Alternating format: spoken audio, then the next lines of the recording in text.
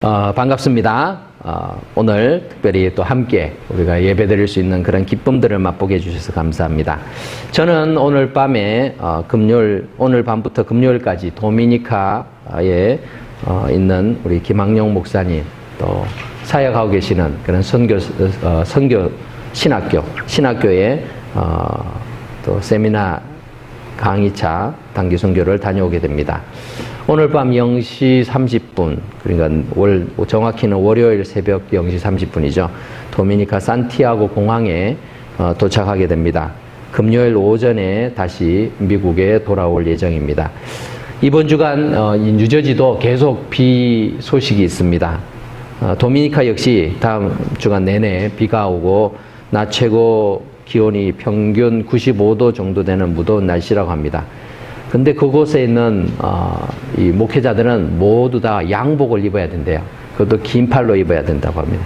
땀을 뻘뻘 흘리면서도 그렇게 입어야 된다고 해서 저도 양복 가져오라고 이렇게 특별 지시가 내려왔어요.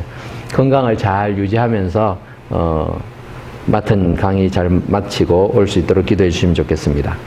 올해에는 우리 교회가 선교에 대해서 좀 더 구체적으로 접근하고 실천해가는 한 해가 되도록 힘쓰고 있습니다.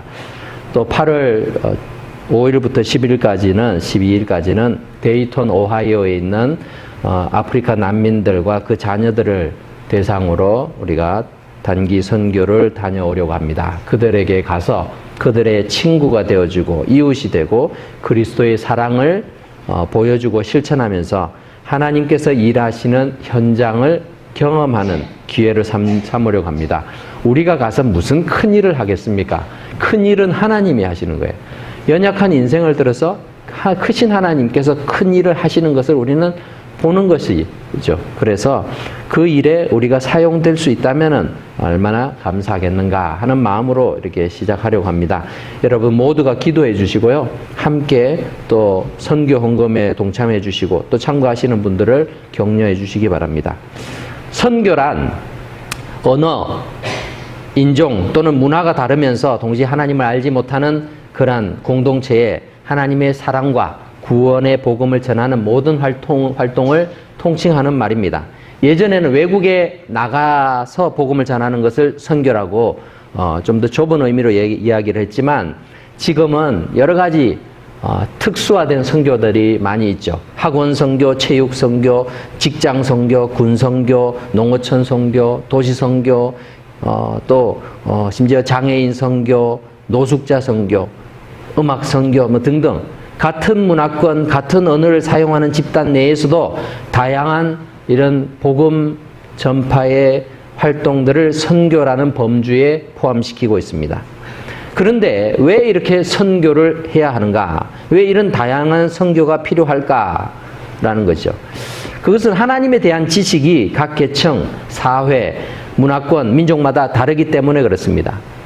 영어 설교에서 잠깐 말씀했지만 많은 사람들이 하나님을 신을 믿는다라고 말해요. 신이라는 걸 영어로 번역하면 God이죠. 다 God입니다. 그래서 하나님을 믿는다, 신을 믿는다는 사람은 참 많습니다. 심지어 하나님이란 단어조차도 하느님, 한울림 이렇게 표현을 해서 다르게 이야기하기도 하고요. 하나님을 믿는다라고 하는 기독교인들 가운데서도 하나님에 대한 그 존재에 대해서 생각하는 바들이 조금씩 다 다릅니다. 결국 인간의 타락으로 인해서 일그러진 하나님의 형상을 올바른 모습으로 회복시키기 위해서는 선교가 필요한 것이죠. 오늘 본문은 성경이 말씀하고 있는 하나님이 어떤 분이신가를 잘 기술하고 있습니다. 기독교가 전하는 하나님은 어떤 분이신가? 하나님의 말씀인 성경을 통해서 우리는 하나님이 어떤 분이신가를 정확하게 알 수 있는데 오늘 시편 147편에서는 하나님은 위대하시다라고 선포하고 있습니다. 하나님께서 왜 위대하신가? 하나님의 위대하심과 인간의 위대함 사이에는 어떤 차이가 있는가?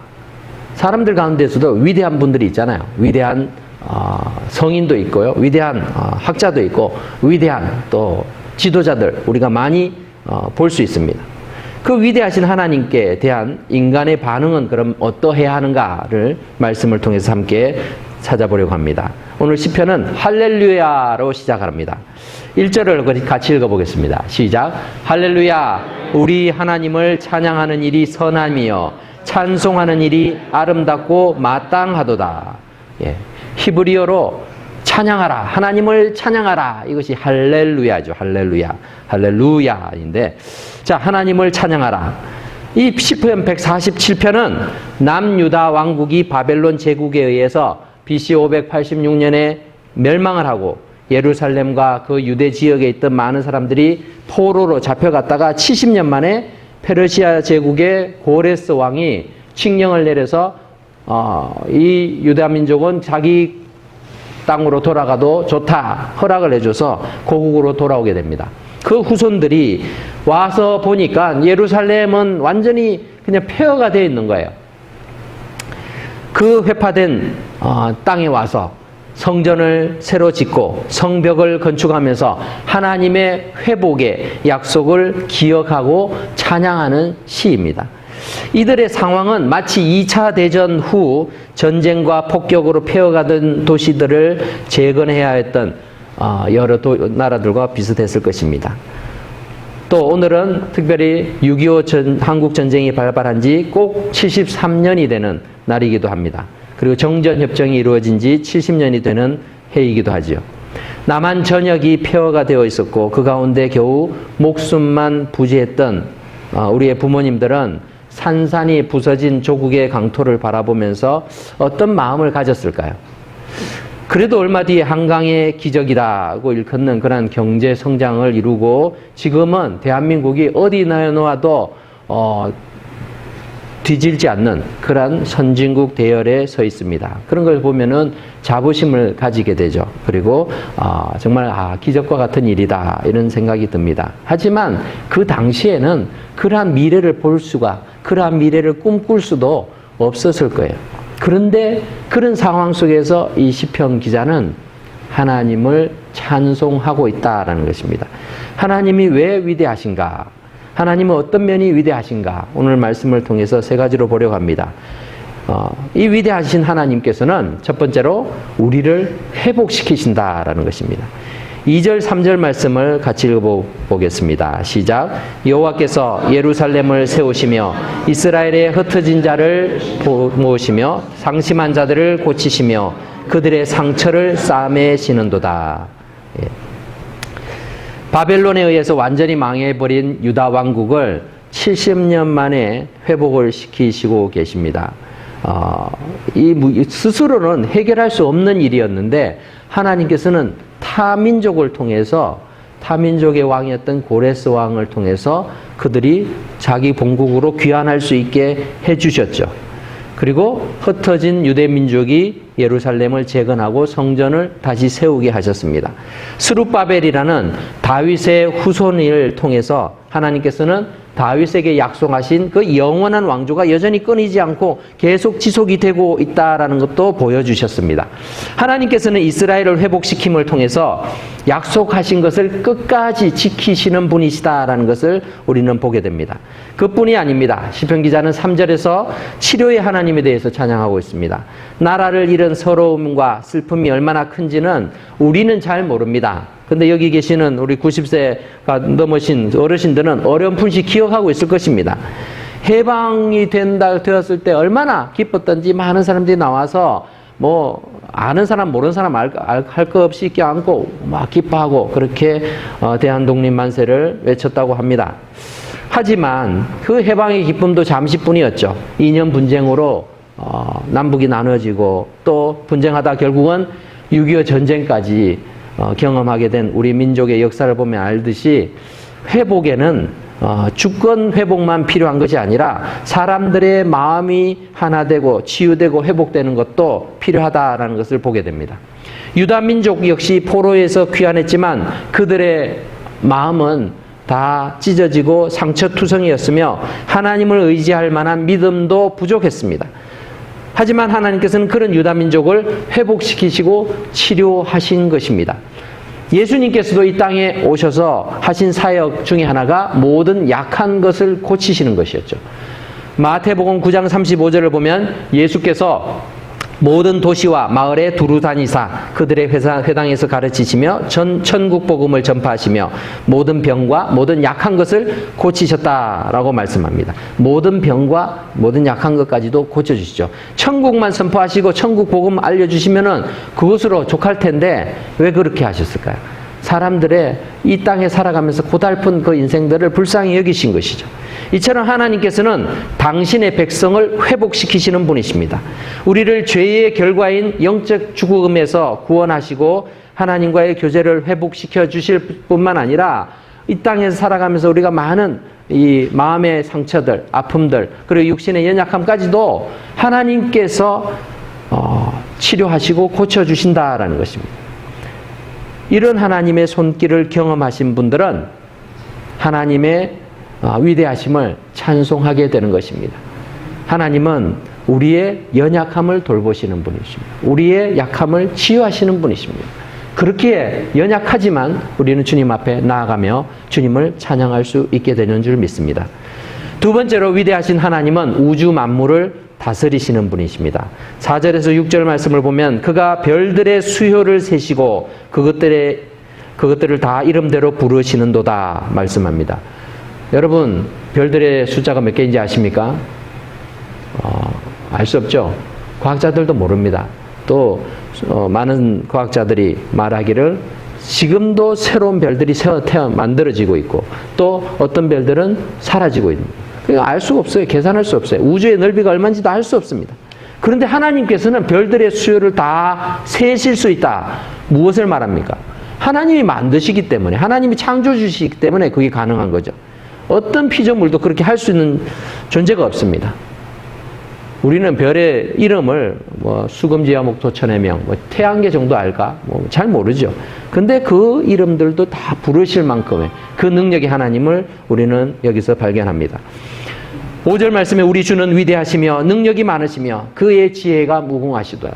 하나님의 그 능력과 지혜가 얼마나 큰지 이 우주 만물을 다 다스리시고도 남으시는 분이 바로 하나님이시다라는 것입니다. 그 하나님께서는 겸손한 자를 붙드시고 악인들을 땅에 엎드리시면서 질서 가운데에서 모든 만물을 운행하시는 분이십니다. 우리의 신체도 그 구조와 기능을 의학자들, 과학자들도 다 파악할 수가 없어요. 많은 의학 기술들이 있고 또 약들이 있고 치료의 방법이 있어도요, 인간의 병의 많은 부분을 이해도 못하고 파악도 못하고 해결도 못합니다. 우리의 신체의 모든 그 메커니즘을 알 수도 없습니다. 조금 알아서 그 부분을 가지고 우리는 치료한다라고 말하죠. 과학은 생명을 유지하는 가장 기본 조건인 이 인간의 피 한 방울도 만들지 못하는 것을 보지요. 이처럼 우리의 인체는 신비롭게 하나님께서 창조하셨습니다. 우리가 눈으로 보는 우주 전체도 하나님이 친히 창조하시고 운영하고 계십니다. 이처럼 하나님께서 다스리시는 모든 영역에는 모든 것이 질서 가운데서, 조화 가운데서 이루어지고 있는 것을 봅니다. 우리가 살고 있는 이 지구도 달이 돌고 지구가 좌전하고 공전하고 하는데 이런 모든 궤도와 주기가요, 조금만 빗나가도, 어긋나도 0.1도만 어긋나가도요, 이게 큰 문제가 발생을 한다고. 근데 그것이 다 유지가 되고 있죠. 얼마나 놀라운 일입니까? 뿐만 아니라 우리의 삶 속에서도 하나님께서는 하나님의 구원 계획을 위해서 직접 관여하고 계십니다. 하나님의 영광을 위해서 주님을 의지하는 그리고 주님을 간구하는 그러한 자의 기도들을 들어주시며 악한 자들의 그 대적들을 물리쳐 주시기도 합니다. 그래서 하나님의 위대하심은 그의 능력을 통해서 우리에게까지 전달되고 있는 것입니다. 어떤 인생도 하나님 앞에서 교만할 수 없지요. 야고보서 4장 6절에서 야고보 사도는 이렇게 말합니다. 그러나 더욱 큰 은혜를 주시나니 그러므로 일렀으되 하나님이 교만한 자를 물리치시고 겸손한 자에게 은혜를 주신다 하였느니라. 하나님께서는 이렇게 위대하신 분이신데 우리가 어떻게 하나님 앞에서 까불 수가 있겠어요?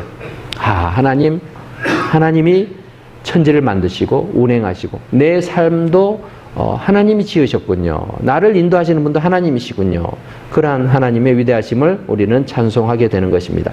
마지막으로 하나님께서는 모든 우주 만물을 뿐만 아니라 우리의 인생까지 모든 것을 돌보시는 분이시다라는 것을 보게 됩니다. 8절 말씀은 그가 구름으로 하늘을 덮으시며 땅을 위하여 비를 준비하시며 산에 풀이 자라게 하신다.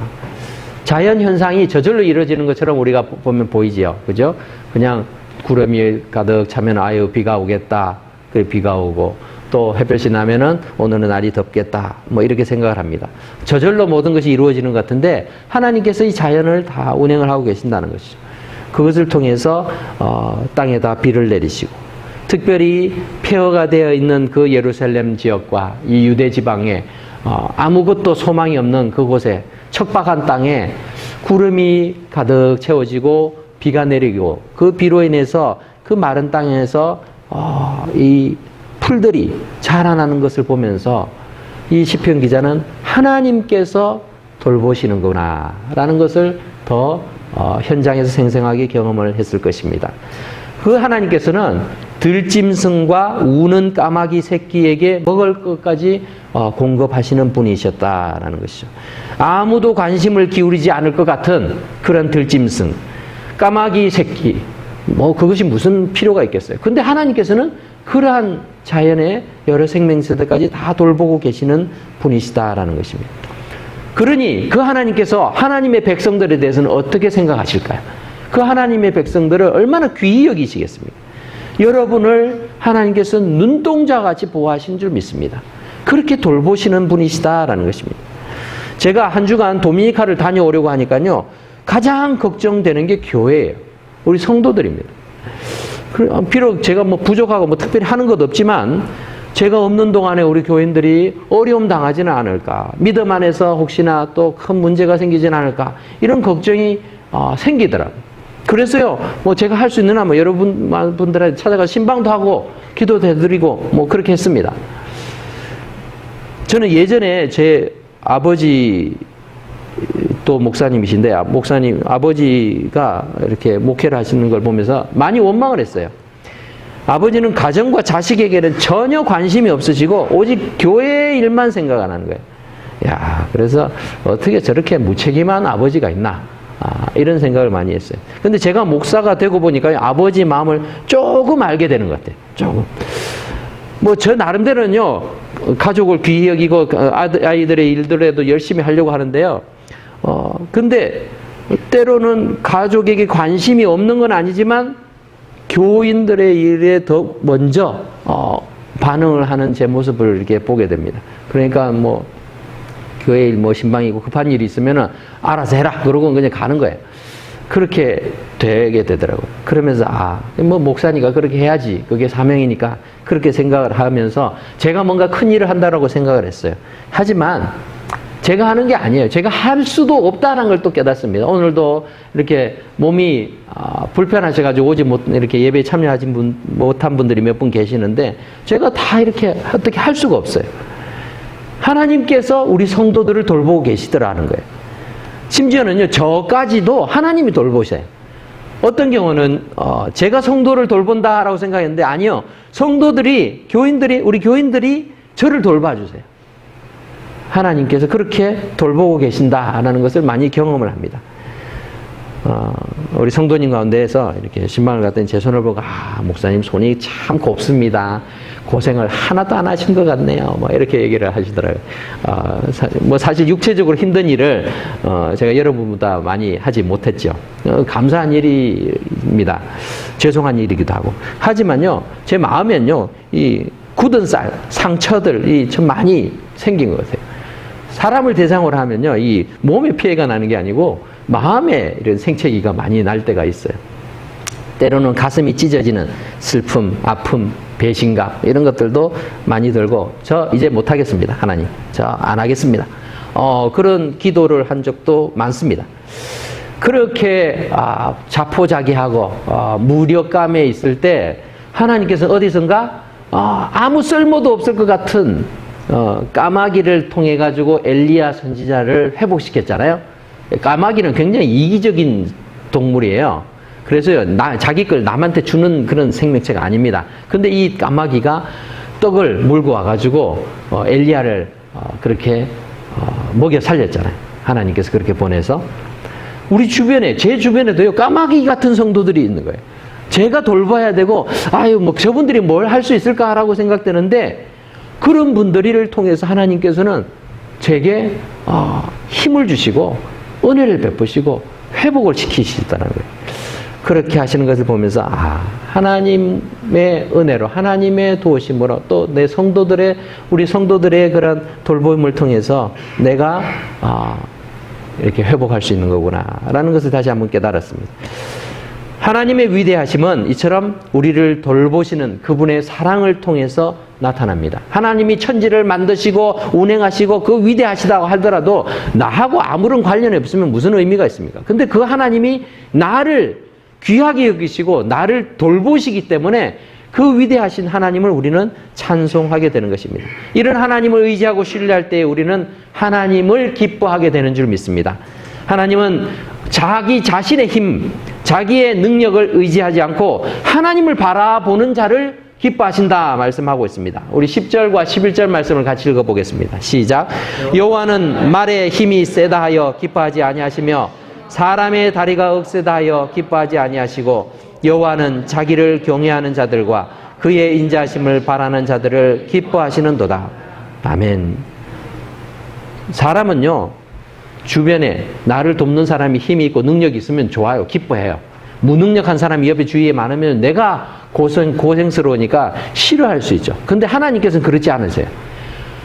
자기가 힘이 있다, 다리에 힘이 있다, 아니면 나는 힘센 말이 있다, 이렇게 자랑하는 그 인생을 기뻐하지 않는다는 거죠. 오히려 하나님을 바라보고 하나님을 의지하면서 하나님의 인자하심을 구하는 자들을 기뻐하신다. 성경은 말하고 있습니다. 하나님은 우리의 도움이 필요한 그런 분이 아니십니다. 우리가 우리의 힘을 자랑할 때 하나님은 함께하지 않으십니다. 그러나 하나님을 경외하고 그 인자하심을 구하는 겸손한 자에게 하나님께서는 기쁨으로 찾아와 주시는 것을 보게 됩니다. 말씀을 정리하며 맺겠습니다. 이런 위대하신 하나님께 대한 우리의 반응은 어떠해야 되겠습니까? 오늘 7절 말씀과 12절 말씀에서 우리에게 알려주고 있습니다. 7절 말씀 같이 읽습니다. 시작. 감사함으로 여호와께 노래하며 수금으로 하나님께 찬양할지어다. 12절. 예루살렘아 여호와를 찬송할지어다. 시온아 내 하나님을 찬양할지어다. 아멘. 우리가 이 하나님의 위대하심을 이렇게 우리의 삶을 통해서 경험될 때 우리의 입술에서는 찬양으로 나타납니다. 내 말을 통해서, 내 삶을 통해서 하나님을 찬양하게 됩니다. 꼭 노래로 찬양하는 것이 아니라 내 삶이 하나님을 찬양하게 되는 것이죠. 선교는 하나님의 하나님 되심을 선포하는 것입니다. 내가 뭔가를 할 수 있다는 걸 사람들에게 보여주는 것이 아니라 하나님이 우리를 얼마나 사랑하시고 하나님이, 내가 믿고 있는 이 하나님이 얼마나 위대하신지를 사람들에게 소개하는 것입니다. 내가 믿는 성경의 하나님을 내 삶을 통해서 바르게 전함으로 자기 자신의 생각대로 만들어낸 자기만의 신이 아니라 성경의 하나님을 그 사람들이 받아들이고 그 사람들이 온전히 하나님을 찬송할 수 있도록 도와주는 그러한 역할들을 우리가 하는 것뿐입니다. 이러한 선교뿐만 아니라 우리의 삶 전체에서 주님의 높고 위대하심을 찬송하는 그러한 인생이 될 수 있기를 주의 이름으로 축복합니다. 기도하겠습니다.